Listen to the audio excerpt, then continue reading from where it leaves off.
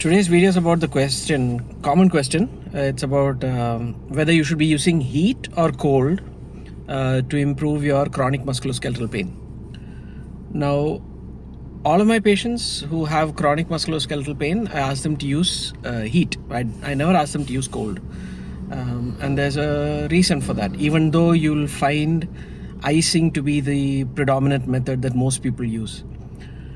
So most of these chronic injuries are injuries that haven't resolved. They've gotten stuck in one particular stage of the healing response, and that's called the cell damage response.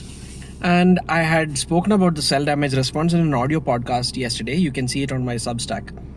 So go there and have a look about the cell damage response.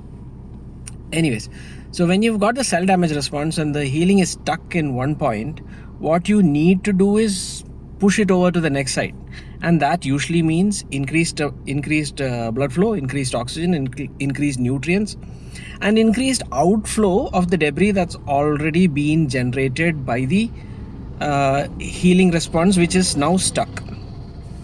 So if you use cold, you're only going to make it more stuck because the outflow is now impaired. There is a transient increase in blood flow, inflow, after you remove the ice. So when you freeze an area, it will first reduce its blood flow, and then there'll be a transient increase. But the transient increase doesn't improve the outflow from that area, because the vasculature, the venous vasculature, the blood that goes out of the tissue goes through the veins, and those little capillaries and venules don't really respond to cold. They stay contracted for much longer than required. Then we have to talk about the lymphatics. They also stay contracted when it's cold, which is why you find all the aches and pains getting worse in cold season. So if you've got a localized area that needs healing, heat is always the way to go.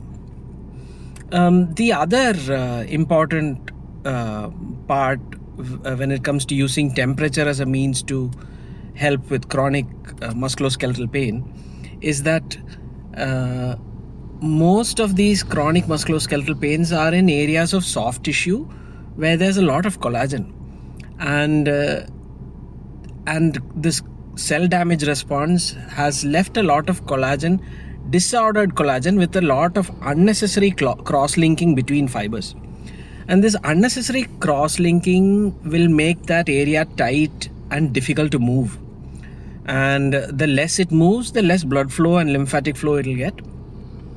And therefore that stiffness and the excessive disorganized cross-linking also contributes to how long the injury takes to heal. And this cross-linking is only made worse when it is cold. Because if you make gelatin at home, you take a few spoons of gelatin powder, you put it in hot water and you put it in cold water. The gelatin that you put in cold water stays clumped. It stays it forms a lump, and you can't really use it for anything. The collagen that you put in hot water dissolves completely. It takes time. The hotter it is, the quicker it dissolves.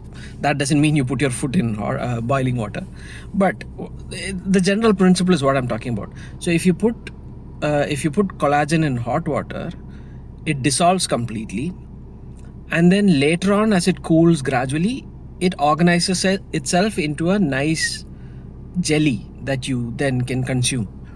So the same principle applies to the collagen in your body. If there's a lot of unnecessary cross-linking, it will help the body dissolve that unnecessary cross-linking if the temperature is a little higher. And it'll prevent the unnecessary cross-linking from dissolving or reorganizing if you're using cold on it all the time. So that's about using heat and cold for a local injury that is refusing to heal. Final recommendation: don't use cold. So this is an explanation for people who keep asking me, should I be using hot or cold?